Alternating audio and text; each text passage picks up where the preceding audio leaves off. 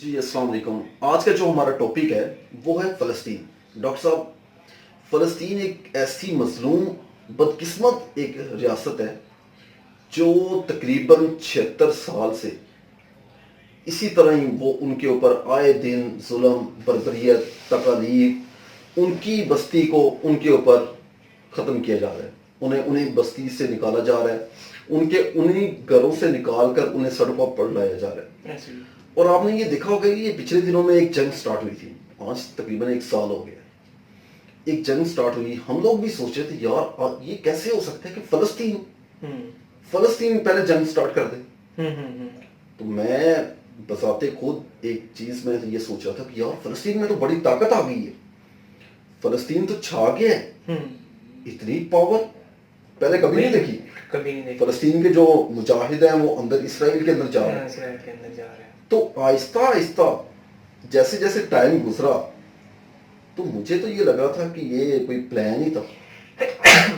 بالکل اسی طرح کہ یہ ایک پلان کے تحت یہ سارا کام کیا. یہ چیزیں تو اب ہمیں سمجھ آ رہی ہے نا کہ اس کے پیچھے تو بہت بڑی کوئی پلاننگ تھی کہ انہیں صفحہ ہستی سے مٹانے کا پروگرام تھا. فلسطین کو بیسیکلی نا انہیں کیسے ایک دنیا کو پہلے جیسے وہ کہتے نہیں ہوتے سجی دکھا کے کھبی مارنا وہی کہ دنیا کو پہلے دکھایا گیا کہ ہاں فلسطین بڑی بہادر ہے. بیسیکلی انہوں نے دکھایا یہ کہ حملہ جو ہے پہلے سٹارٹ فلسطین نے کیا ہے اور ہم اس میں ری ایکشن دے رہے ہیں. بس بالکل بالکل ہم بس ریٹیلیٹ کر رہے ہیں اور ہمارا اس میں کوئی قصور نہیں ہے. ہم جواب دے رہے ہیں. ہم ایکشن کا ری ایکشن دے رہے ہیں. لیکن وہ یہ نہیں تھا. وہ تو اس میں حماس آیا. ہم نے کہا جی حماس بڑا کچھ کر لے گی. لیکن ہم نے بعد میں دیکھا کہ یار یہ تو ایک پلاننگ ہے کہ انہیں کس طرح درمیان میں لا کے انہیں ختم کرنا ہے. آپ نے دیکھا ہے کہ ان کے جو جہاں پہ وہ بیچارے جا کے جو انہوں نے جھگیاں وغیرہ لگائی ہوئی ہیں وہاں پہ جا کے بم برسائے جا رہے ہیں. جہاں پہ جا کے انہیں ٹریٹمنٹ دیا جاتا ہے ہاسپٹلس وغیرہ میں وہاں پہ جا کے بم برسائے جا رہے ہیں. اور پھر دنیا کو کیا بتایا جا رہا ہے کہ اس ہاسپٹل کے نیچے بہت سارا اسلحہ پڑا ہوا. ایک ایک بچہ فلسطینیوں کا ایک ایک بچہ ہم سے سوال کرے گا. ایسے ہی ہے. اور میں یہ دیکھتا ہوں کہ یار اگر اس کے نیچے اسلحہ ہے تو بچے ہی نکل رہے ہیں صرف زخمی. اسلحہ کدھر ہے؟ بس وہی اسلحہ ہے کہ جو وہاں پہ نسل کشی یہ کر رہے ہیں. نسل کشی. اور آپ اس میں امت مسلمہ کا کردار بالکل بھی مطلب جب انہوں نے شروع کیا ہے حماس نے شروع میں اٹیک کیا ہے اور اس کے بعد کوئی ایسا پتہ نہیں ہے کہ حماس کے بھی پیچھے کون سی پاور تھی جس نے اس چیز پہ مجبور کیا کہ فلسطین اسرائیل کو ری ایکٹ کیا جائے اور اسرائیل اس کے ری ایکشن میں اور زیادہ مطلب آئے اور دنیا اس پہ بات نہ کر سکے کہ انہوں نے صرف ری ایکشن دیے. وہ ایک نا پنجابی میں ایک ایگزامپل ہوتی ہے کہ ایک ماڑا بندہ تو ایک طاقتور بندہ انہوں دی لڑائی ہو گئی آپس تو ماڑا بندہ ان طاقتور بندے نوں کہنا کہ ابھی کے مار. وہ طاقتور ایک اور رکھ کے مارتا ہے. پھر کھڑا ہوتا ہے پھر کہتا ہے ابھی کے مار.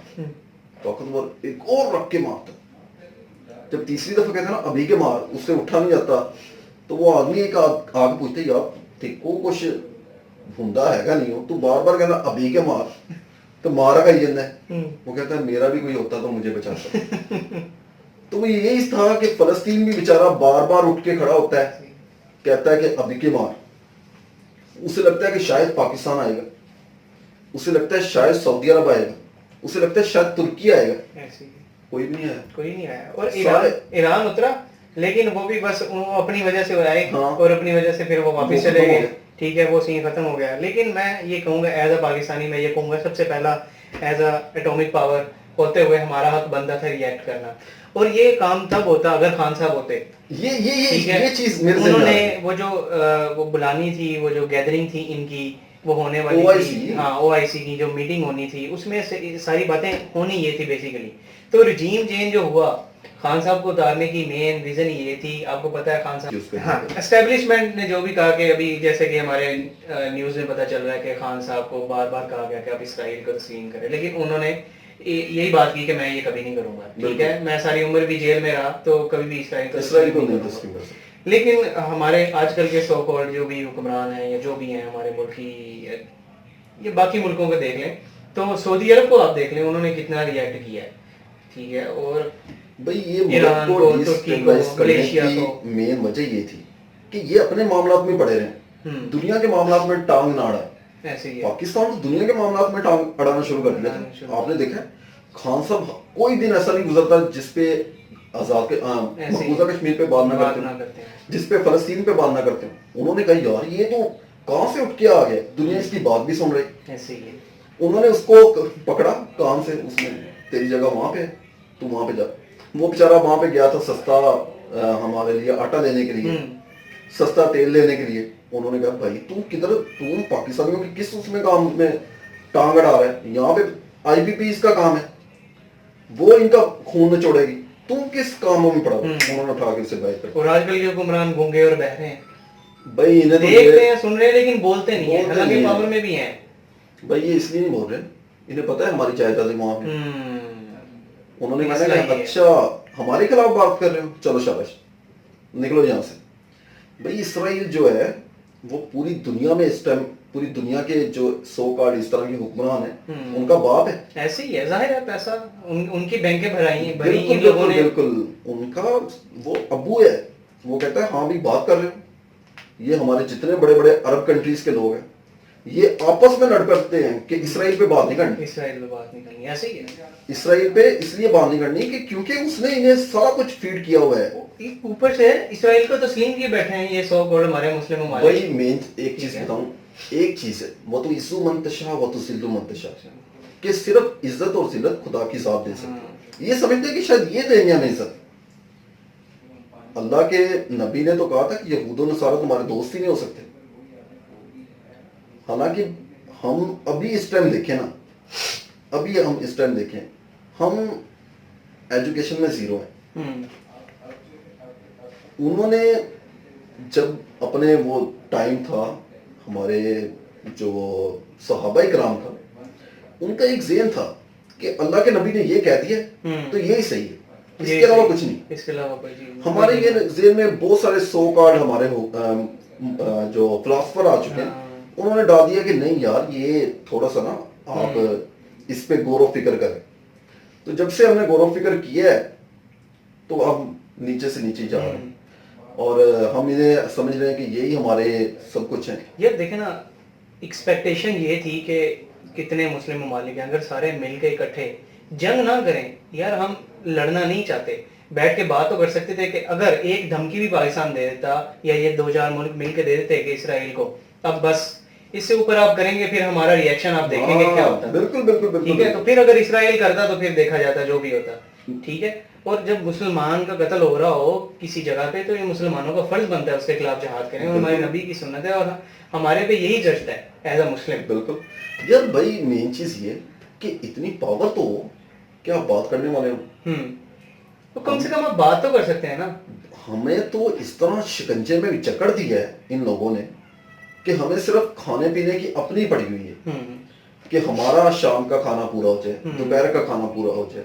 آیا ہمیں کل جاب ملے گی یا نہیں ملے گی، آیا ہمیں کوئی اچھا مستقبل ہوگا یا نہیں ہوگا، اس کے علاوہ ہمارے ذہنوں میں کوئی بات ہی نہیں آ رہی. اور یہ لانتی یہودیوں نے یہ جو سسٹم نکالا یہ سود کا، ہمارے ملک کا یہ حال دیکھیں، آئی ایم ایف نے کیا حال کر دیا ہمارے ملک کا. ہم تو جکڑ گئے ہیں یار، وہی ہمارے فیصلے کر رہے ہیں. ان کو اتنی بجلی دینی ہے، اتنا پانی دینا ہے، اتنا کھانے کو دینا ہے، اتنا کھانے کو دینا ہے. ہم تو جکڑے ہوئے ہیں اور ہم نے کیا دوسرے ملک کے لوگوں کے لیے بات کرنی. حالانکہ ہم میں روزانہ دیکھتا ہوں ہم تو خود ہی آزاد نہیں ہیں. ہاں آپ نے خود دیکھا ہوگا ڈاکٹر صاحب کہ ہمارے سامنے وہ جیسی ویڈیو آتی ہے ہم فوراً اوپر کر دیتے ہیں.